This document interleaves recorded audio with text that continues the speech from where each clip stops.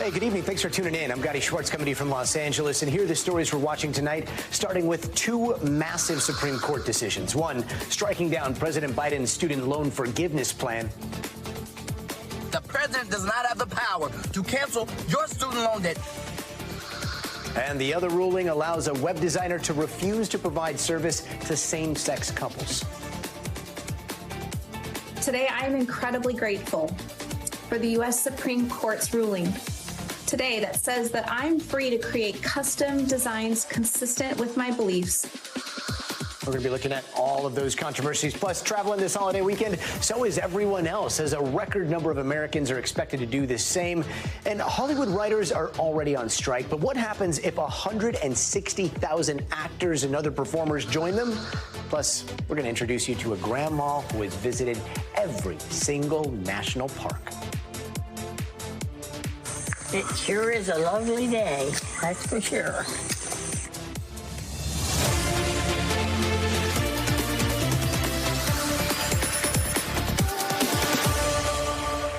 And we start tonight with two huge decisions from the 6 conservative justices on the Supreme Court. The first, in support of a business that only wanted to make websites for straight couples. The second, a big blow to the president as the court strikes down the Biden administration's $400 billion student loan forgiveness program, something the president said the court got wrong. I believe the court's decision to strike down my student debt relief program was a mistake, was wrong. I'm not going to stop fighting to deliver borrowers what they need, particularly those at the bottom end of the economic scale. Did you overstep your authority? I think the court misinterpreted the Constitution. And just like yesterday's ruling against affirmative action, the justices split right along ideological lines. Once again, the 6 majority opinions all came from Republican-appointed justices. The 3 dissenting justices were all appointed by Democrats. And as you can imagine, people are going off all across social media.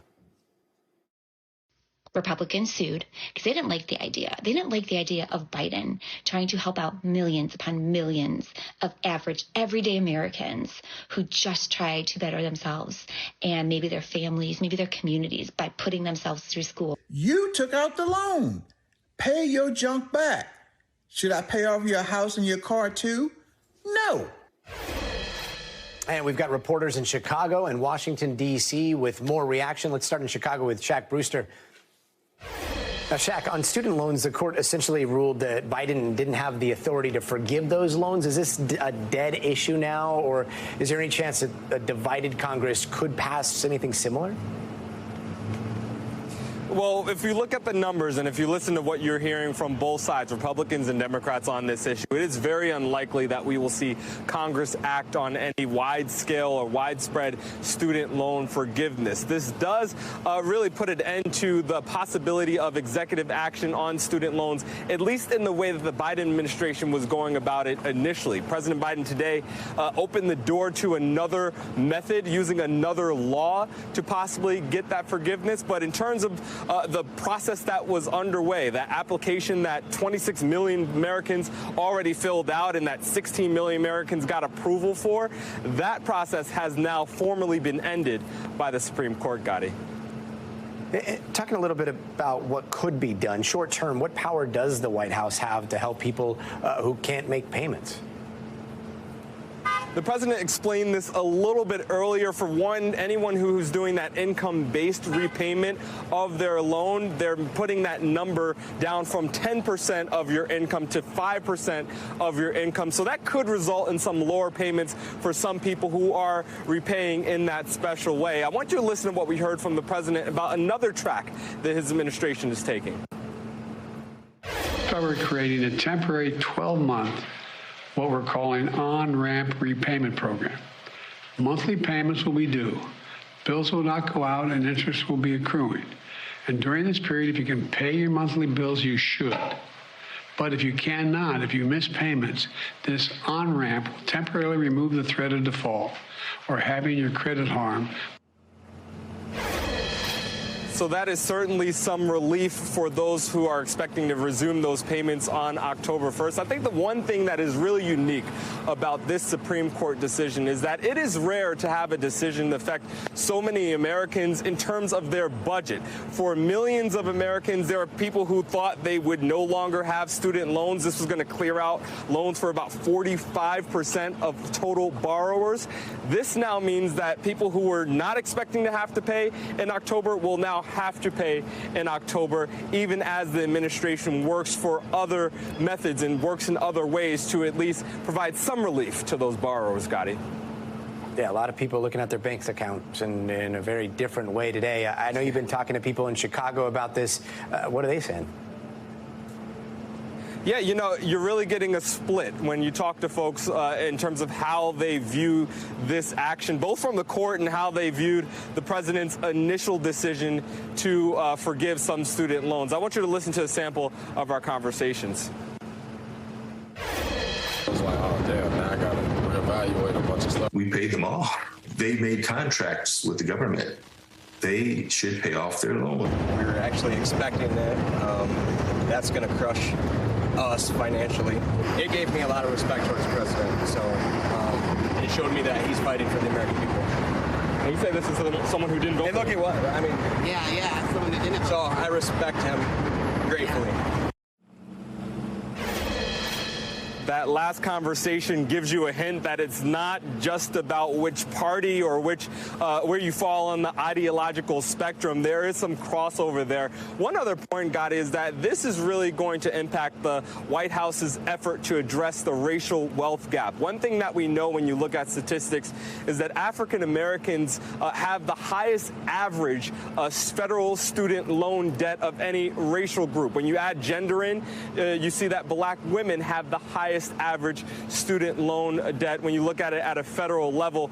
This is, when you combine it with the decision on affirmative action yesterday, it really goes after and really stops some of the attempts to address the racial wealth gap that the White House has been very open about when they initially announced this program last year, Gadi. Shaq with some incredible interviews. I mean, that hat turn was worth 1,000 words. Shaq Brewster, thanks so much. You got it. Now to the case surrounding LGBTQ rights. Today, the Supreme Court sided with a Colorado web designer who said she had a First Amendment right to refuse service to same-sex couples. Marissa Parra joins us from D.C. Now, this is one of an odd kind of case because it wasn't actually between a person and, say, a same-sex couple that actually wanted to get their website designed by someone, right? This was seemed to be a hypothetical, and it still ended up before the Supreme Court? Absolutely, and this was unique in many ways, and that's actually something that when we talk about the reaction to it, that actually comes up as part of the reaction from people who had their thoughts on it, particularly on the other side. And so we've spoken to a number of people about this, including the woman at the very center of it all, Lori Smith. Obviously, Lori, when we spoke to her, she was thrilled with the decision. The theme of today, Gadi, I think the simplest way to put it, by all accounts, the theme of today, you look at the majority opinion, you look at the reactions about free speech and what that means and the different interpretations of that. Neil Gorsuch mentioned several times free speech and creative expression. And when I spoke to Lori Smith, she said, quote, "I'm an artist, and the type of speech that I engage in is creative expression." And you look at the majority opinion, and there are a number of ways which Neil Gorsuch did outline their reasons why they made the decision that they did. But Smith had said she has her beliefs, and you said this is a hypothetical, right? Her belief is such that same-sex marriage is not valid, and therefore she didn't even want to be faced with the possibility of designing a website for a same-sex couple. This was not something that had come to fruition yet. But take a listen to why she says in our interview with her why today's decision is a win for the First Amendment. This case has always been about speech. And when speech is concerned, speech should be protected. So today's victory protects not just me, but them as well. Protects the LGBT website designer just as much as it protects me. So two things, Gadi. We talked about how this was based on a hypothetical. She says that now, because of this decision, after 7 years of waiting for the go-ahead, if you will, this was considered her go-ahead to finally start working on making wedding websites. And then finally, we did ask, what is her reaction to the LGBTQ community and their reaction, saying that this comes at a time when they already feel like they've been dealt several blows. And she said, I have nothing against the community. I have several clients who are part of the LGBTQ plus community, but she says that those are two separate things and that she believes that this is completely separate from her support for the community as a whole, but instead, rather, this is about her freedom of expression when it comes to her religious beliefs. Gadi? And Marissa, can you remind us how this started again, if there wasn't actually a couple that said, hey, we'd like you to design this website? How did this end up before the Supreme Court? Yeah, so it kind of comes down to the fact that, again, she wanted to make wedding designs for websites, right? She has already a company that has been started, but when she, living in Colorado, and this is according to her, she said she was faced with the prospect of having to make a wedding design potentially for a same-sex couple, and that went against her beliefs. There is a specific Colorado law, an anti-discrimination law, and that was what she filed a lawsuit against. And it's interesting that you bring up the hypothetical part here, because when we speak to different people about their reactions, we did speak to a legal director with Gender Justice, who is also a member of the LGBTQ plus community, and among the many concerns that we heard in our conversation with several members of the community, one of them being, it not only opens the door for potentially more discrimination, but it also opens the door for potential litigation in the future that deals with hypothetical ideas. And this actually opens the door for, just in general, more experimental lawsuits, because again, at the core of this, there was not actually a website that was being brought in front of her, Lori Smith, the plaintiff here. This was a lawsuit against a law that was already in place that would have potentially put her into place to make that website, which is against her beliefs. I know it gets a little confusing, but again, I think that many people are seeing the possibility that we might see more hypothetical lawsuits as a result of what we saw today. Absolutely. Two very critical points there. Marissa Parra, thanks so much. And turning now to some analysis of what we saw today, let's bring in former U.S. Attorney Carol Lam.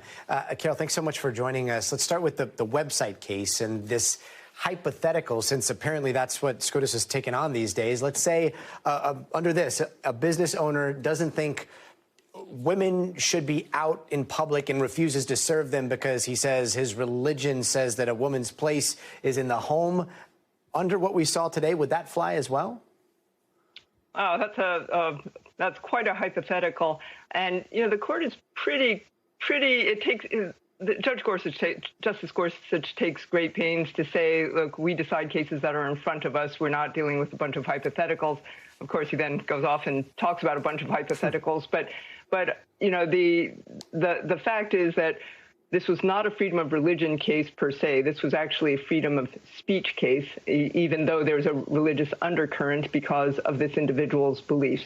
However, what the court said today was, the majority of the justices said, is that when you put the Colorado anti-discrimination law and the way it's phrased up against what is very clearly in the Constitution, which is freedom of speech, freedom of expression, the Constitution has to win. This is very much an individualist kind of opinion, where it says you cannot be forced to express yourself artistically or otherwise in furtherance of something you don't believe in. And they cite a whole host of Supreme Court cases that follow that line. So that is where the court places itself. And it's important also to note that this probably wasn't the best case for the LGBTQ community to go forward, because the state of Colorado had conceded, they had stipulated to a number of things initially that has carried through to here, which is,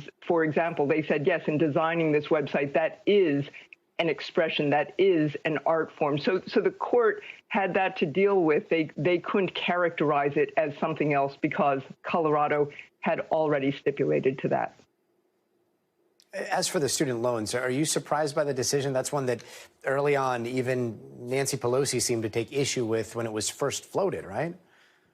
Yeah, I actually wasn't that surprised by the opinion. What the court did, it had two cases in front of it, and what it found 9-0 was that the first case where two students tried to bring the case, that they had no standing. In other words, they had no right to bring the lawsuit. But then it went on to find that the state of Missouri actually did have standing. This was a separate lawsuit brought by 6 states.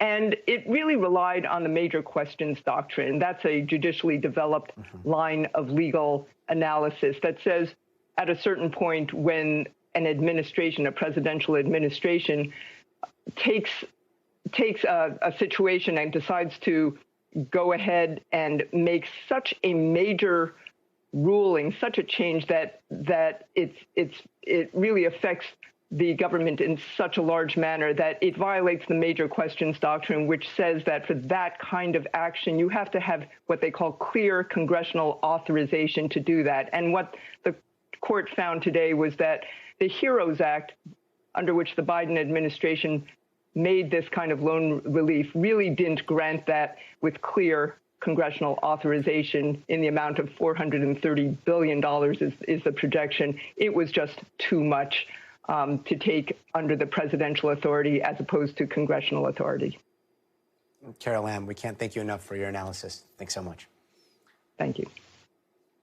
And it looks like some good news is on the way for some Americans who might be getting a break from the crappy weather this holiday weekend. And after a week or so of delayed flights, you might think travel's going to be easier, but it turns out we are expecting some record-breaking travel numbers this weekend. About 51 million people are expected to travel long distances, and that could cause a bit of chaos on the roads and in the skies. NBC's George Solis has more. It is staggering to think that today could be an all-time record for travel. You mentioned it, about 50 million Americans traveling about 50 miles or so from the home throughout the weekend. That number also potentially going to break records. Travelers, for the most part, are staying optimistic, right? Here at Newark Liberty, a lot of people have been frustrated with United over those rampant delays and cancellations. Many people here hours, if not days, waiting for an opportunity to be rebooked.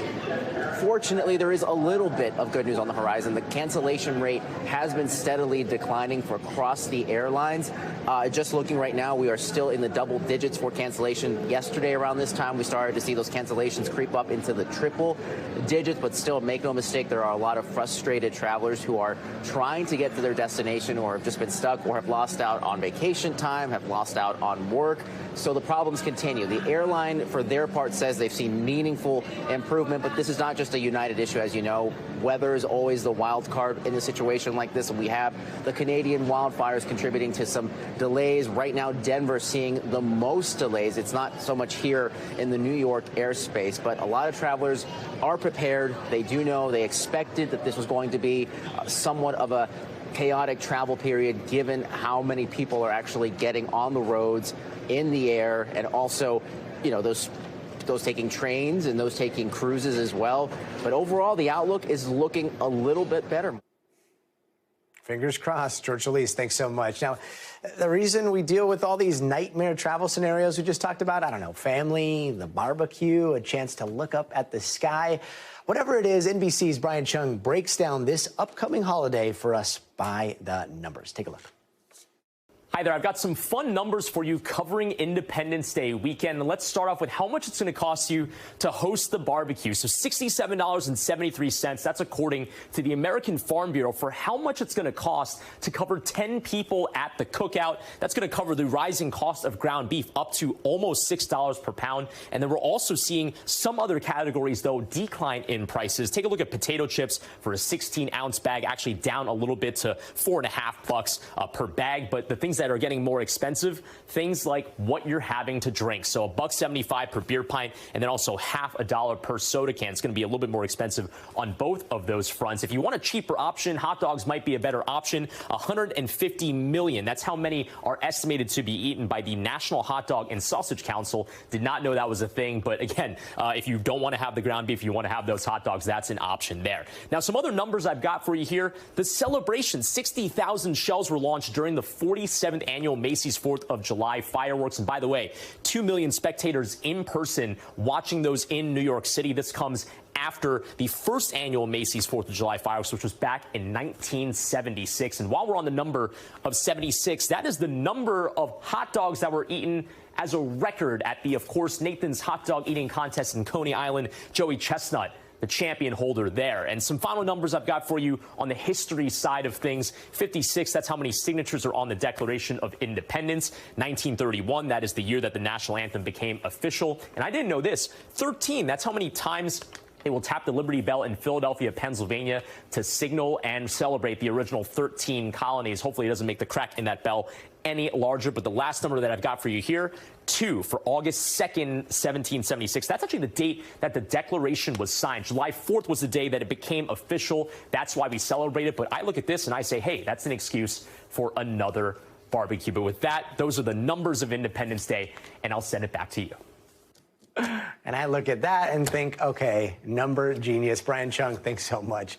When we come back, what do Meryl Streep, Jennifer Lawrence, Ben Stiller, and Amy Poehler all have in common? It is not a new movie. In fact, it's kind of the opposite. They are planning to go on strike. We're going to tell you what writers' strike combined with the actors' strike means for Hollywood, so stay tuned.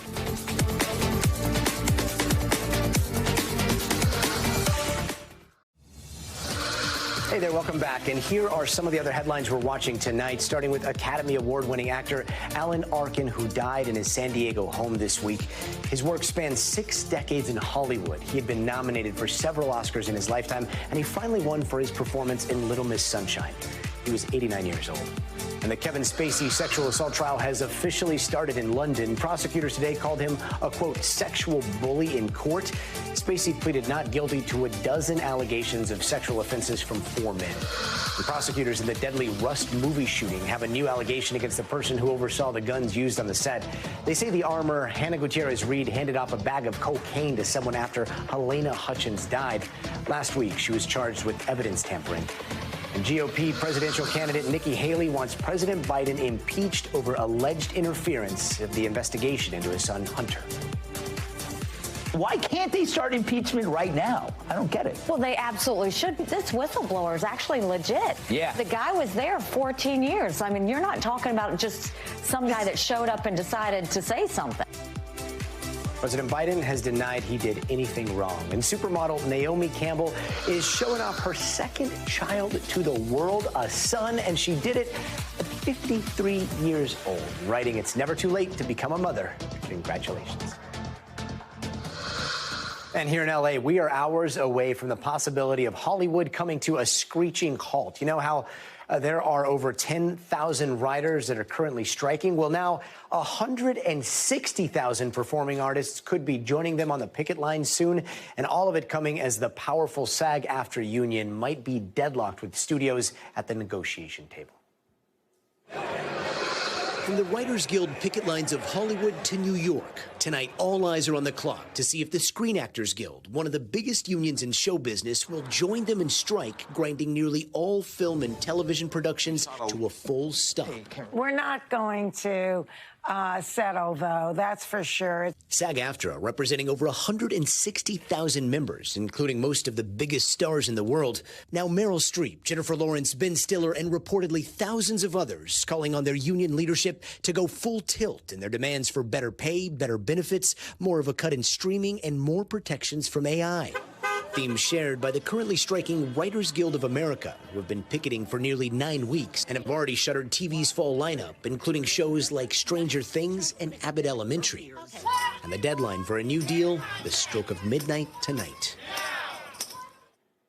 And joining us now for a lot more on this is Anusha Sakui, an entertainment writer for the LA Times. Anusha, thanks so much for being with us. I don't know about you, but a lot of actors around town that I know are saying, we're not working right now anyway because of the writers' strike. We should strike too, especially considering how this seems to be this massive industry-wide inflection point.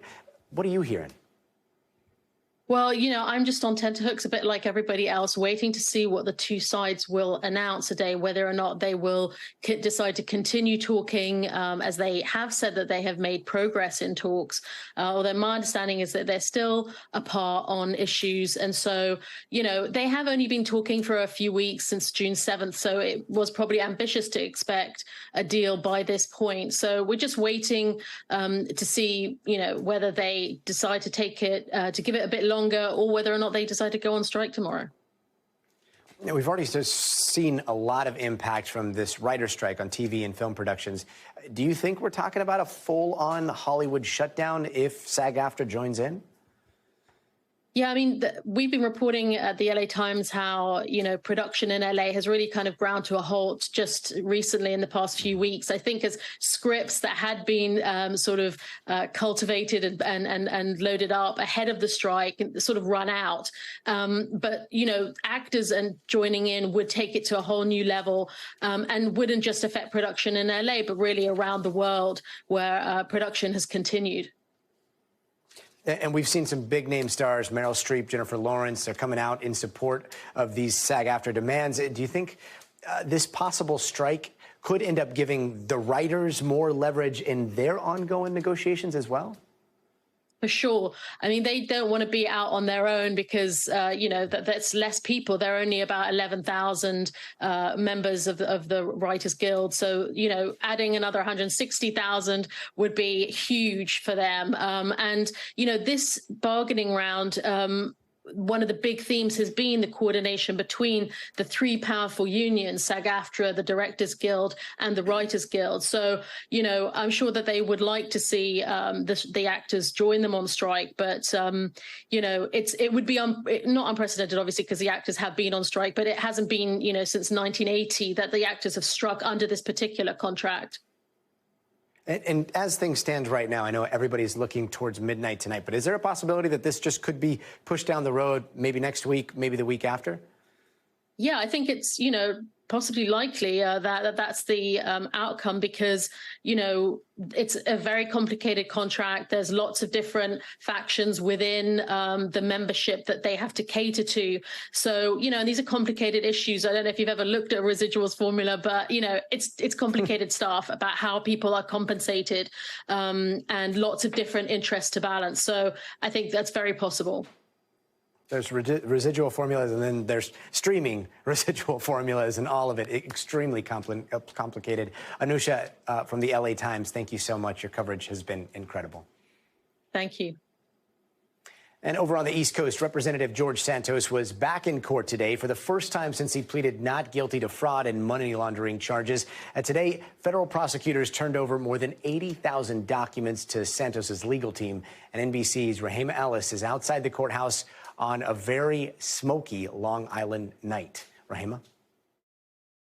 Gadi, it was a very brief court appearance lasting no more than 5 minutes, and it was all about discovery.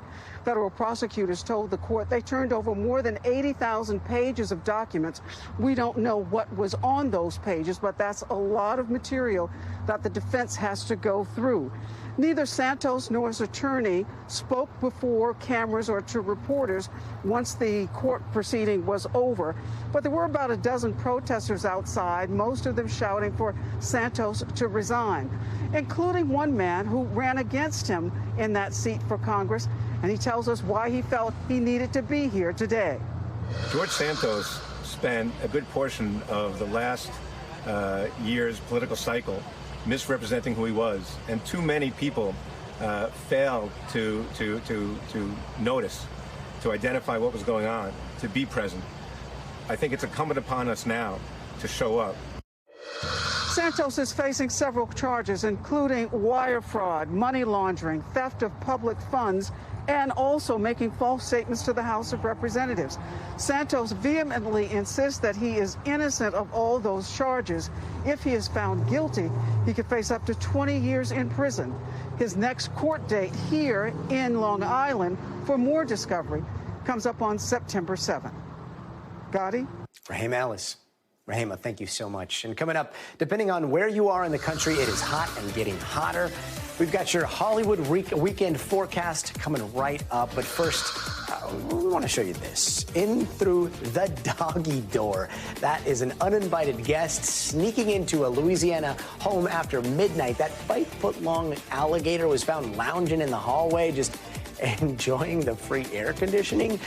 The owner suspects he climbed in through that dog door. And talk about tracking mud through the house. Fish and Wildlife, along with the sheriff's deputies, were able to escort him away unharmed.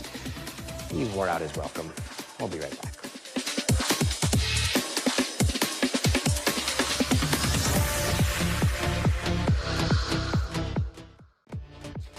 Hey there, welcome back. Let's get you caught up in 30 seconds. The Supreme Court today struck down President Biden's student loan forgiveness program and also decided a web designer doesn't have to make wedding websites for gay couples. And Hollywood actors are planning to join their writers on strike if a deal isn't reached tonight. Meryl Streep, Jennifer Lawrence, and hundreds more are prepared to strike. And 4th of July travel is expected to break records this year, up 4% from last year, but hopefully there aren't any storms which caused all those delays and cancellations this weekend. And yes, it is summer and it is supposed to be hot, especially down in the South, but not like this. At least 13 people have died because of issues tied to heat in Texas. In Houston, emergency responders are working hard to help the city's most vulnerable. Does it feel like more calls this year? Oh, yeah, definitely. The heat-related dispatch calls, yes, definitely are increased during this time frame.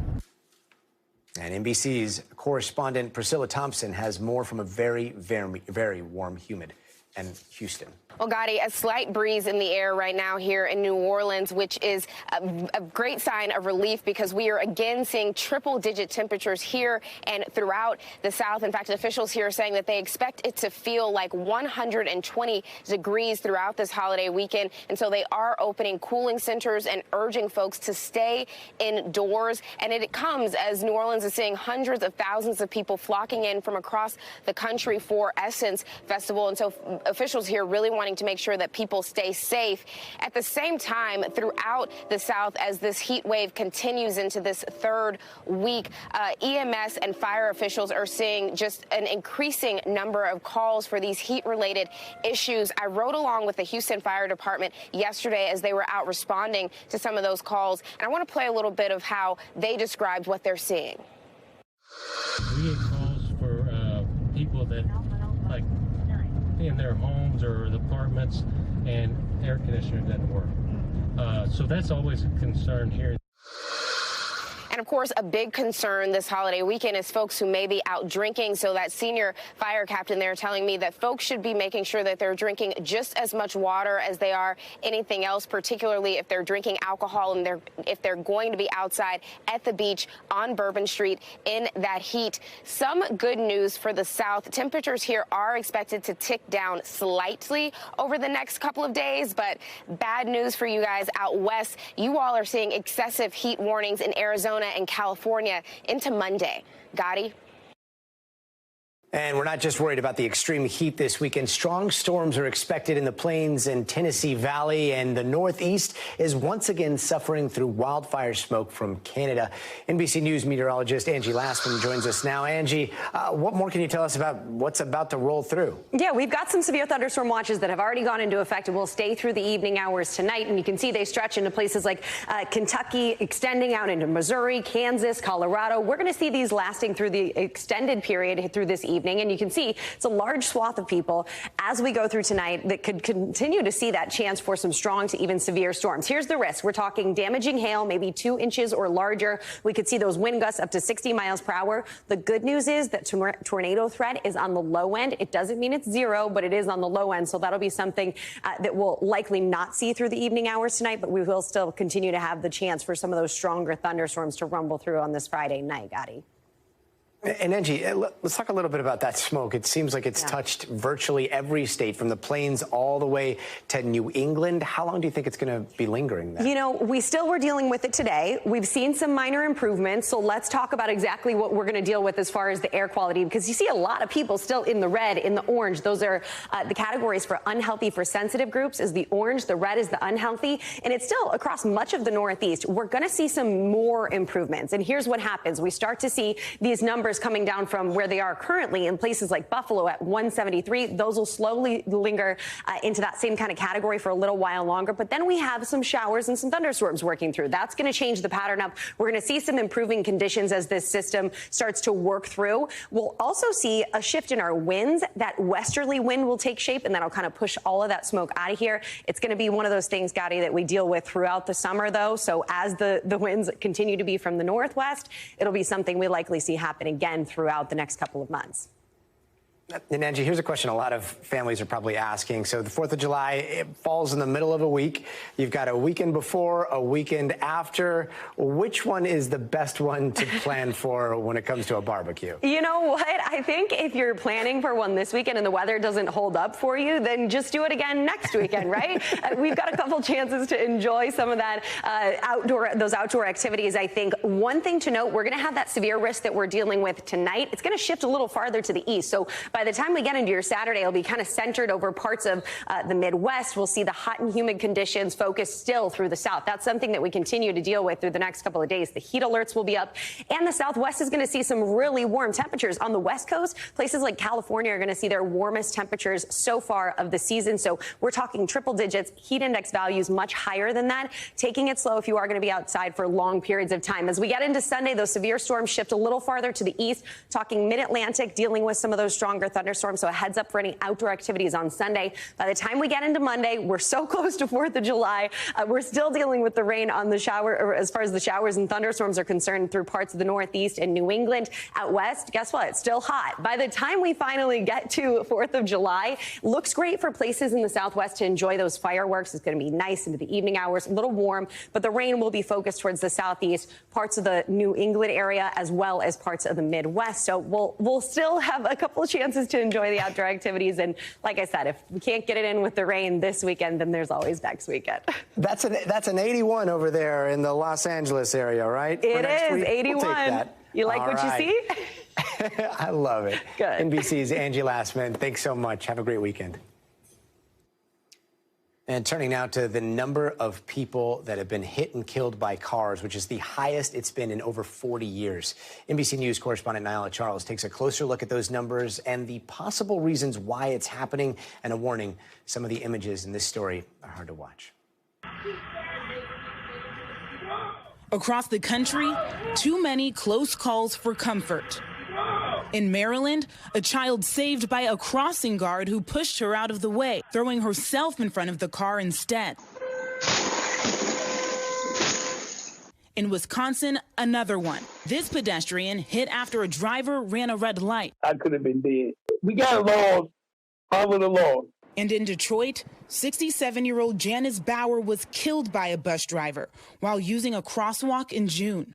There have been crashes either with a bus or your personal vehicle. The same bus driver killed another pedestrian in 2015. A new report from the Governor's Highway Safety Association says pedestrian deaths in America hit a 41-year high in 2022.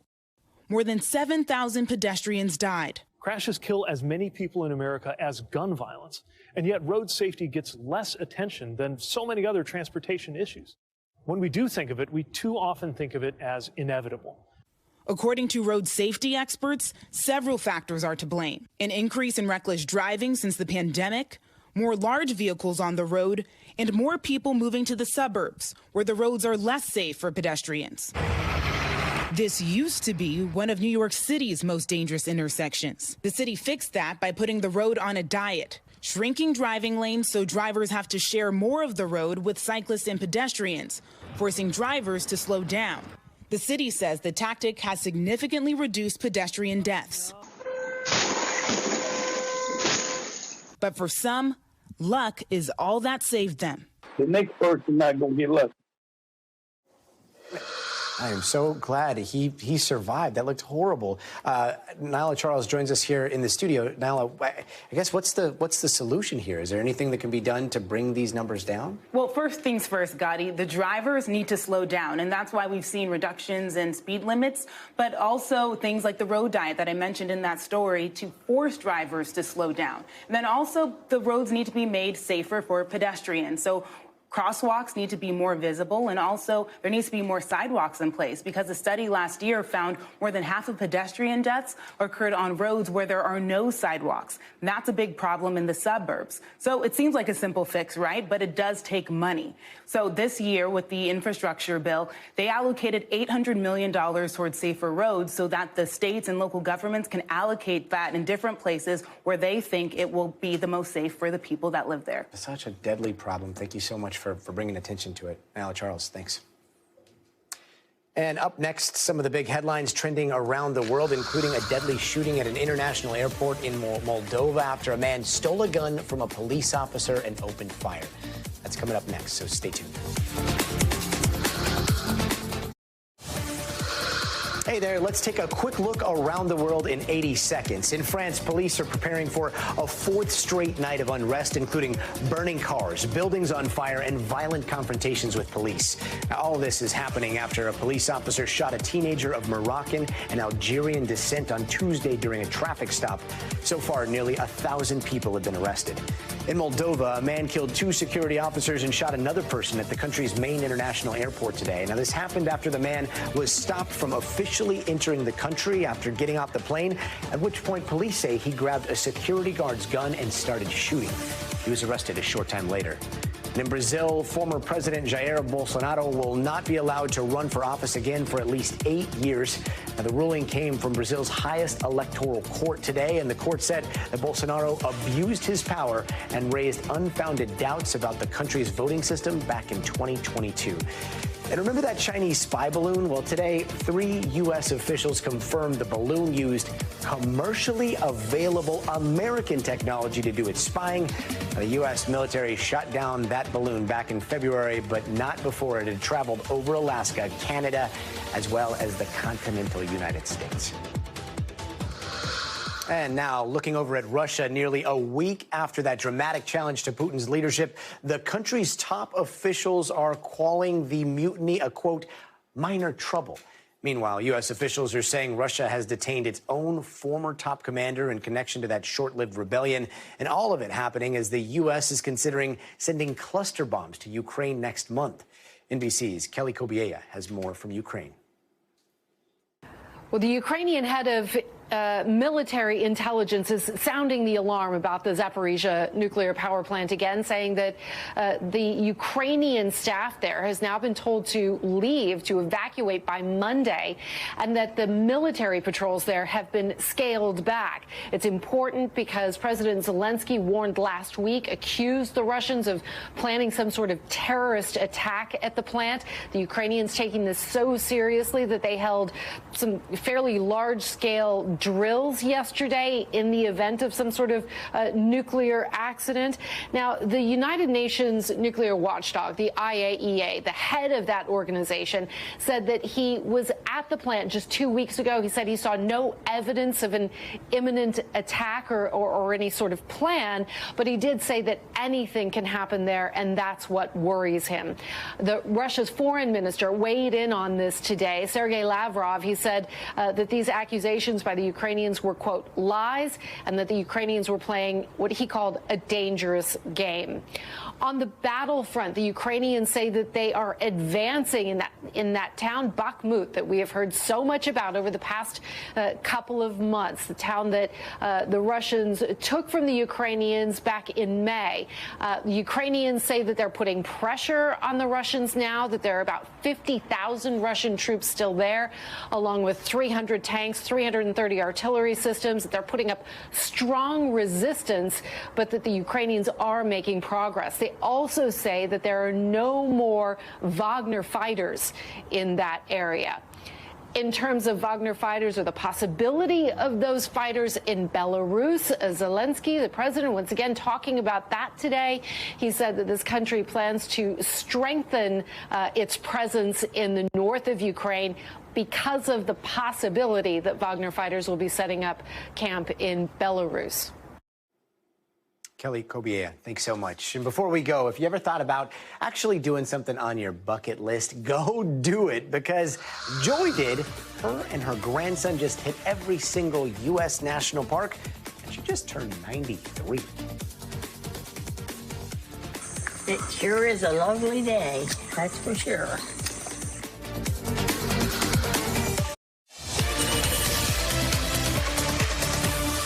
And the FBI is cracking down on what some try to call a prank, but has actually ended up killing people. It's called swatting, and it happens when police don't know they're responding to a fake tip. NBC's Jake Ward explains how it takes resources away from real emergencies and how the feds are now trying to stop it. In 2018, science fiction author Patrick Tomlinson posted a casual tweet. I simply said that I'd never personally found the comedian Norm Macdonald funny. It caught the attention of online harassers who began swatting Patrick and his wife Nikki at their Milwaukee home. Swatting is when false calls trick 911 dispatchers into sending an all-out armed response.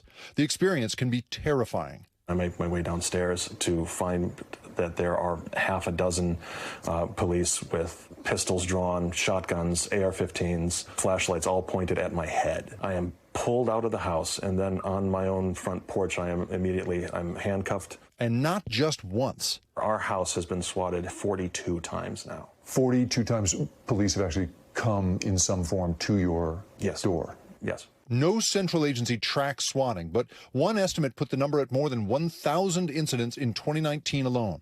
Over just 6 days this April, at least 9 universities were victims. And police estimate each incident costs communities more than $10,000. Patrick and Nikki are still constantly harassed. They've been texting us during this interview. And their harassers use voice synthesizers and other technology to mask their identity. Maybe you should get a real job.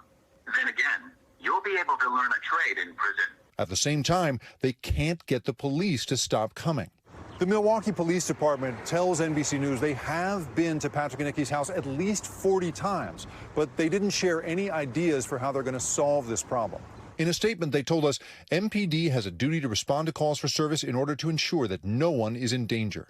How dangerous is swatting? It's extremely dangerous. Now, the FBI is getting involved, creating a swatting command center so police departments can exchange information. We know the problem exists throughout the country. I think the FBI recognizes that we have resources available to help track what's going on, to be able to easily share information with one another, to report incidents. Meanwhile, Patrick and Nikki are in their 5th year of daily harassment. What has it done to the two of you to be in this position? It's taken away our sanctuary. We don't feel safe in our own home. Every department in this country should have policies, procedures, and training around it. People have died from it. There is no excuse. A waste of public resources and a nightmare for its victims. Jake Ward, NBC News, Milwaukee. All from a single tweet, so disturbing. NBC's Jake Ward, thanks so much. Now, did you know that today is World Asteroid Day? And here is why. This is a day that the United Nations recognized when an apparent asteroid smashed into Earth way back in 1908, completely flattening more than 800 square miles of Russia's Siberia forest. And the good folks at NASA and other space agencies around the world are using today as a reminder of how important it is to study these objects so we can learn what to do to protect our planet from killer asteroids that are lurking out there in space. But before we go, it is time for the best of us. Incredible people doing incredible things. Did you ever think about doing something fun and think, I'm too old for that? Well, after this next story, you can never let age stop you from having a good time ever again. Take a look. What? You said you forgot something. Oh, I forgot my bikini. In her late 80s, Joy Ryan and her grandson Brad came up with a crazy idea to visit all 63 U.S. national parks. Everywhere we went, there was something different. Every park has some beautiful thing that the other park doesn't have. And it's something to look forward to. It sure is a lovely day. And they didn't just show up, see the parks, and leave. They've taken some pretty wild excursions, from ziplining and even whitewater rafting. It's one thing to go whitewater rafting in Class 3 rapids in Alaska by yourself. It's another thing when you're holding on to a 91-year-old woman who can't swim. But the 7-year journey was so much more than just a checklist. I don't know how to describe the feeling of watching Old Faithful erupt and then also watching that through the eyes of somebody who waited 85, 87, 90, now 93 years to see such wonderful things. I'm able to see the world through her eyes, slow down, be present, and and not just assume that I'm going to be back one day. And what's a family trip without a little bit of bickering here and there? What's your favorite thing to tell your grandson? Turn down the radio. And I say, crank up your hearing aid. It wasn't just fun memories they got out of this. Joy broke a record, becoming the oldest person to visit every park. When you go through those gates, you don't know what you're going to see, but it's going to be beautiful, whatever it is. I realized that she had a huge chapter that was yet to be written in her life. Hey, Grandma Joy, you want to show the world what you can do with your new knees? Yeah, here we go. Joy giving her grandson Brad a new outlook on life. Life is so much more than career. It's really about connection, experience, and she has given me that perspective that I needed. Oh, and they're not done yet. Joy just got her hands on her very first passport. And we're going to Kenya for 15 days. We figured now that we've seen America from coast to coast and top to bottom that it's time to head overseas. They're not stopping with Africa. They have their hearts set on every single continent. And Joy with a piece of advice for anyone who thinks they can't explore the world too. There's beautiful things everywhere, and you'd be amazed at what you can see when just from the car seat. Life is yours for the taking. Your age is not a limiting factor. And now you know why they call her Joy. What an inspiration. That does it for us tonight. I'm Gadi Schwartz. We'll see you on Monday, but until then, stay tuned now.